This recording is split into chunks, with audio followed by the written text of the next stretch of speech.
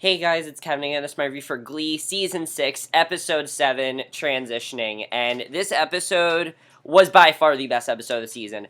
Everything that happened in this episode was perfect. I really had no complaints with this episode. I know some people have problems with the twist in one of the storylines, but everything flowed perfectly for me. Everything went really... Last week some things were kind of slow, and just some of the storylines didn't work. But this episode, all the storylines flowed perfectly, and I loved everything about this episode. And the conclusions of all the storylines are great as well. But let's just get into this episode because it was by far the best episode of the season. So we're first going to talk about the Will storyline. And then there were three storylines: Will, Rachel, and Kurt and Blaine. We'll get to those three storylines. Let's first talk about Will. I love that we focus so much on Will on this episode because we have not been focusing a lot on Will. Will's kind of been more in the background, and I like that we found out a lot more about, vocal adrenaline, things like that, because we saw that stuff in episode 5. We didn't get enough of it, though. I wanted to see more of that, and it looks like, it looked like in this episode we were going to see more of it, and we did see more of that, which I love seeing. I love seeing that. I think that was fantastic, and basically, we see I will say this about the episode. The songs this episode were not as good as they could have been, but I didn't care because it was just a great episode. Vocal Adrenaline's performing You Give Love a Bad Name, and Will has this monologue of how he is euphoric over joining Vocal Adrenaline. It's like the best job he could have. They're giving him, like, the board is, like, so grateful to him. They're giving him, like, a free booster for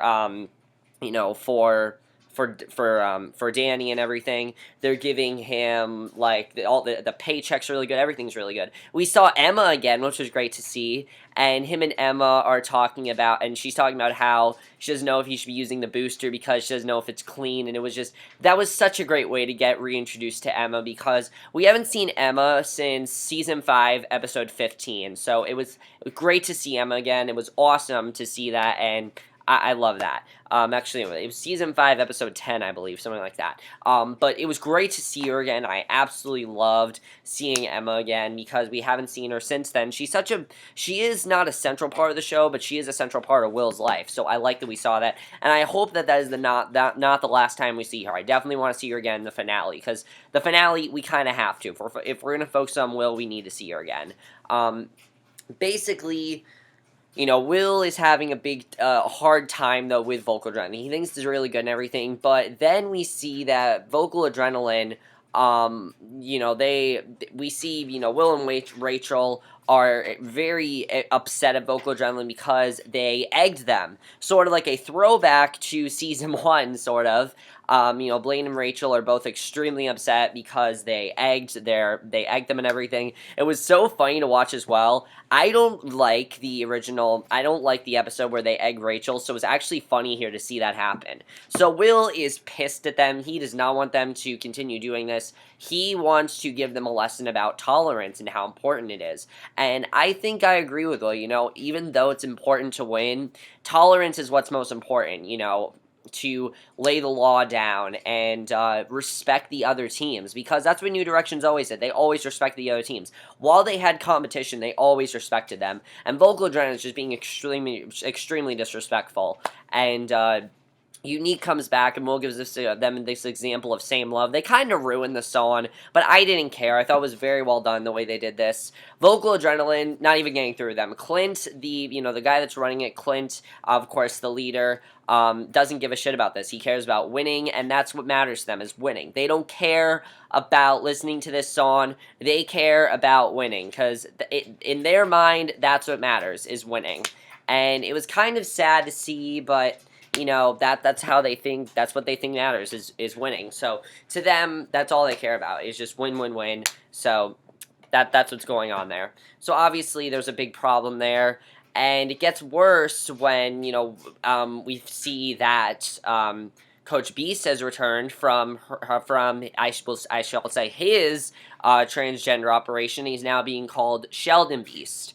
And he is welcomed by Vocal Adrenaline by seeing this terrible by seeing the words tranny on his car and everything, and it seems like everyone's very happy to have him back. Even Sue is happy to have him back, but he is not going to stand for this, so he calls him Will, and Will tells Sheldon that he's not going to let this happen to Vocal Adrenaline. He's not going to let them do this to Shannon, and he's going to get them to lay down the law and basically, get them to understand, that they can't do this anymore. And I like that he said that to them. So basically, he goes over and, he is just pissed at them. And at first, it seemed like he talks to Emma, and he has Clint quit because he is done with Clint. He's tired of his shit, and he has him quit and everything. And that was an awesome scene to watch because, Clint is going on this whole tirade of how winning is everything and that's what matters. He doesn't care. And they even say they don't care about gays, lesbians, transgenders, all that. They don't care. They just care about winning. That's all they've ever cared about. And a lot of people said it was sort of out of character for Vocal Adrenaline, but really, if you think about it, in Season 1, they were the original bad guys. Like, Vocal Adrenaline was the main bad guy in Season 1. Even though you had Sue, Vocal Adrenaline has always been their mortal enemy, and you can see why. It's not out of character for them because they've never really been nice people. They haven't. Again, the only nice people they've had are Unique and, Sunshine Corazon. Those are the only nice people they've really had, so it doesn't surprise me that they are so shallow and just care about winning. And Will is tired of this. He kicks Clint off the team, but he talks to Emma about it and tells Emma that he does not feel that it's going to do anything. And I like what Emma says to him, that he needs to go with his gut and do what he feels is best. And, she's telling him how there are no other show choirs. He's really upset about this because there are no other show choirs. He can't get out of this. He can't, he can't really do anything, even though he wants to quit, and plus the Board of Ed, in their mind, they're going to think this is a terrible thing what he's done. So he really is he's really in a bind here, and he really does not know what to do. But I love what Will ultimately decides to do, because at first it seems like he wants to go along with the pranking and wants to, help them with it and everything. But then we see that, no, that's not what he has in mind. He takes them to their auditorium, and, basically, or, he takes them to McKinley, and there is Unique performing with Sheldon. I have to say, there was a great scene with Unique and Sheldon here, because Unique talks to Sheldon, and basically Sheldon talks about how he feels, ever since he's been back, he feels really upset about everything. There was also a great scene with Spencer and Sam about how they wanted to kill Vocal Adrenaline, and I love that Sheldon tells them, no, don't do that, just accept what's going on, just go with it, and be the bigger person. And that really was the big theme of this episode, was being the bigger person and not letting anyone get you down, and I really enjoyed that about this episode. So, basically, after this happens, Unique talks to Sheldon and tells her that she's gonna, tells him that she's basically gonna help him out, and it was great to see Unique again. I definitely really enjoyed it, and I can understand some people thought this was just like a weird scene, but it went with Will's plot, which I love, because Will's plan, basically, is to show Vocal Adrenaline, yeah, this does matter. He has Unique perform with all these transgender people. The song that Unique performed, I Know Where I've Been, by far the best song in the episode. It was so well done. I absolutely loved it, and just the way they did that was awesome to watch, and this doesn't get any reaction in Vocal Adrenaline. They don't see the point of this. They're telling Will that he's an idiot and that he has no idea what he's talking about. And before, Clint seemed like he understood what was going on. Now, I will say one thing. The kid that's playing Clint, he's not exactly a very good actor. His accent shows a lot. You're not really supposed to like his character, but he's not exactly a good actor. So, I mean, it doesn't matter to me, though. It's a good storyline overall, so I don't really care. It's a bad actor playing a good character. I don't really care about that. If he was a bad character, then yeah, maybe I'd have a problem, but I really don't have too much of a problem when it's a good actor playing him. I don't really have a problem with that. So, basically, after this, what happens is that Vocal Adrenaline is not listening to them, and so Will basically tells him, alright, fine, I quit. He quits Vocal Adrenaline, and I knew it was going to happen. He kept questioning, about it, and I knew he was going to quit. So he quits Vocal Adrenaline. He talks to Kurt and Rachel. They're asking him what's next, what does he plan to do next? And he says he doesn't know. And they offer him the chance to come back to McKinley and co-direct with them. And he basically tells them he will do it on 2 conditions. One, they have to call him Will, which I love that Rachel was okay with it, and Carrot was like, I don't know about that. I thought that was really funny.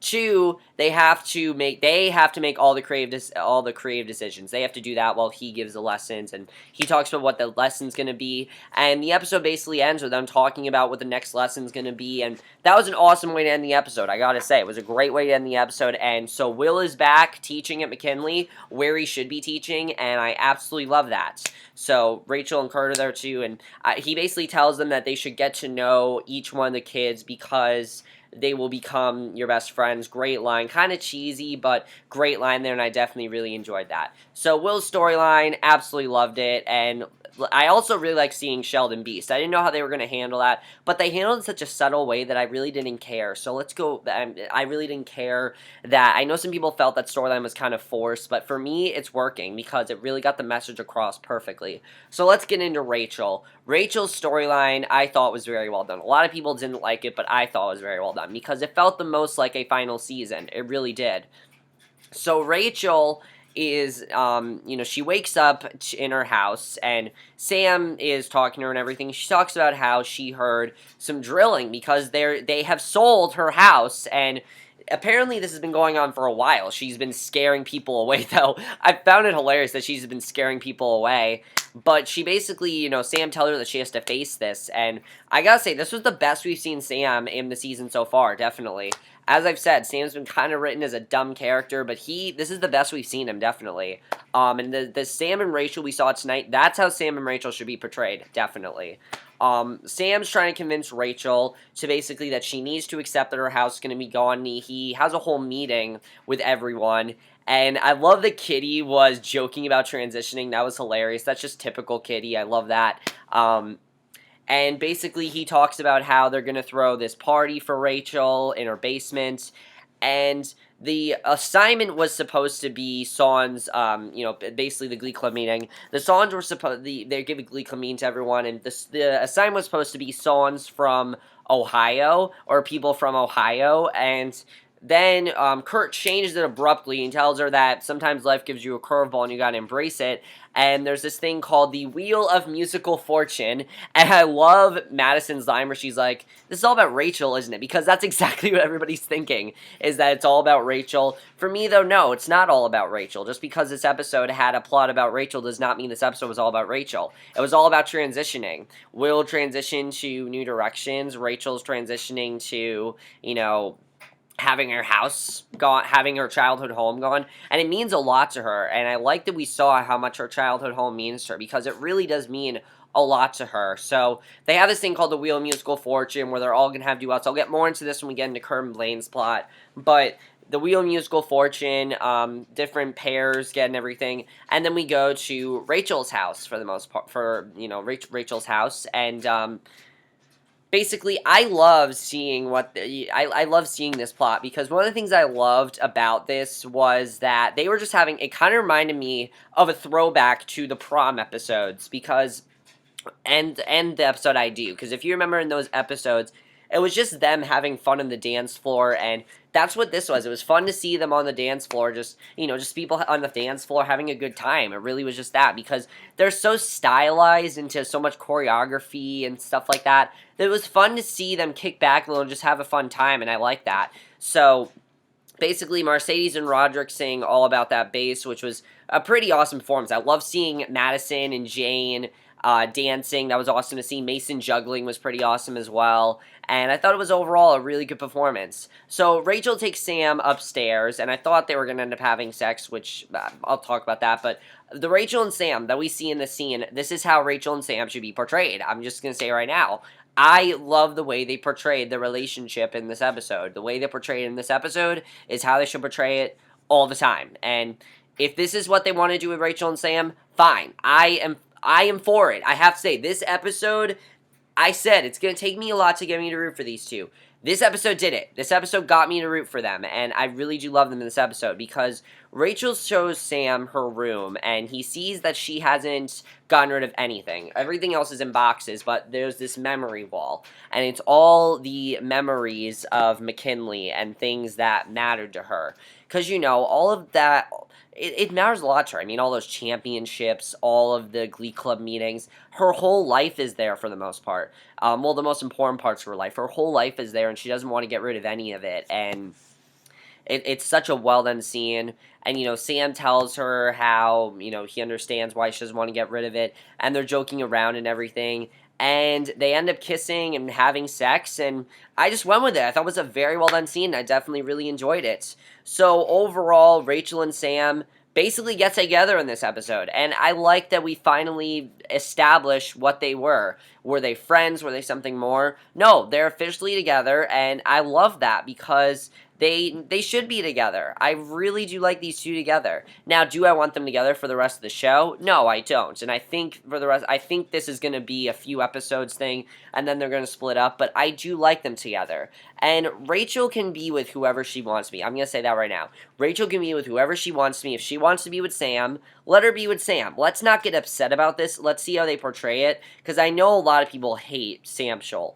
But the way they portrayed in this episode was very well done. I thought that they handled it in a very well done way, and I definitely really enjoyed that about this episode. Definitely. I thought that was very well portrayed and just very well handled. So they sing time after time, and you see as they're singing it, and their duet, I have to say, was beautiful. I definitely really enjoyed it. They take down Rachel's memory wall, and you see each thing go to somebody, and it's a very well done scene because Rachel has accepted that she needs to get out of her house, and it's a big scene because this is Rachel's childhood home, and everything has happened here for her, and it reminds you of, it reminded me of Blame It on the Alcohol when she had the party in her house in season 2. That was a really fun episode, but basically they're all getting rid of stuff in her house, and that's basically how Rachel's plot ended, was that she accepted that her house is going, and I like that scene. My only question is, where the hell is she going to live now? I don't know. Some apartment somewhere. I don't know where she's going to live, but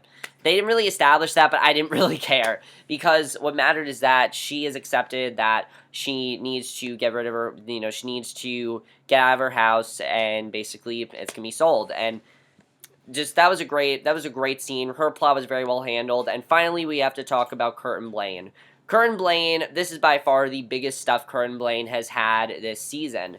Everything that happened with Kurt and Blaine this episode is absolutely huge because Kurt and Blaine, they get selected to perform a song of the Will musical Fortune, and the song they sang, I have to say, was not the best Kurt and Blaine duet we have, but I definitely enjoyed it. Again, it was just a bunch of people having a great time, fun to see. I love seeing Madison and Mason, twerk on the dance floor and doing, the worm. That was awesome to see. I know one of the things I'm looking forward to definitely is I heard in episode 9 is when we're going to start to see more of after the wedding episode next week, because the wedding episode's next week, so we're not going to get all that focused on the newbies, but I heard after episode 9 is when we're really going to start to know more of the newbies and their characters, and I can't wait to see that because I love their characters, I do. We haven't seen too much of them, but I really do love their characters.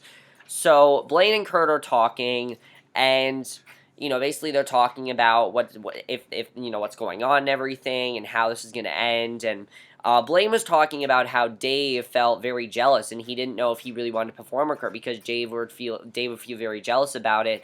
And just the heat of the moment, Blaine ends up kissing Kurt and he feels absolutely terrible about it. He runs away, and I thought that was a very well done scene because I understand why he felt bad about it, and a lot of people are like, well, that was devastating. It was really devastating, it really was, because you want these two to get back together, but you know that he's with Dave, and I have to say, I'm not one of the people that's grossed out by their relationship. I'm really not. I think their relationship was actually very well handled, especially in this next scene, because Blaine talks to Dave all about this, and Dave at first is not happy. He's not even upset that they sang together. He's like, whatever, you sang together, who cares? I mean, you guys sing all the time, and I like that he said that to them because it's true. They sing all the time, and I don't really see a problem with them singing together. But then he realizes that Blaine still has feelings for Kurt, and he tells Blaine to go after Kurt if he wants to, do whatever he wants there. And what I like about that is that neither of them are upset. The way they ended that relationship,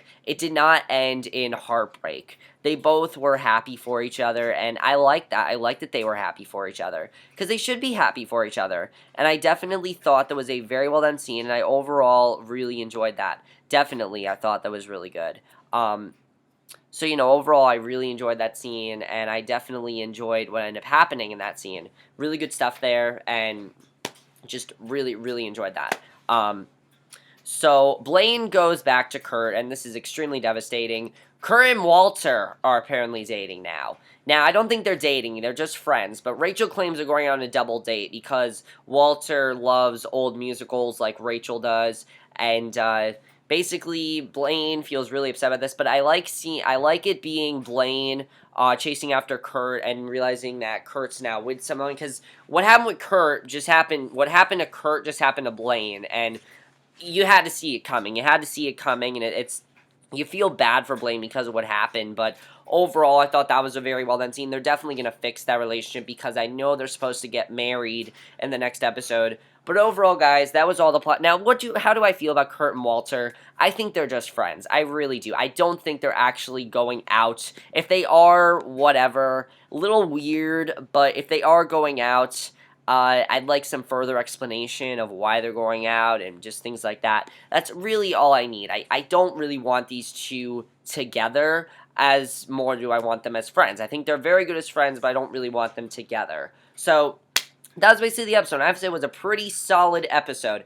Definitely felt the most like a final season, and a lot of stuff happened now. Will, of course, being back at New Directions, it's going to be awesome to see. I'm definitely looking forward to seeing how their dynamic is going to be. Will, Kurt, and Rachel.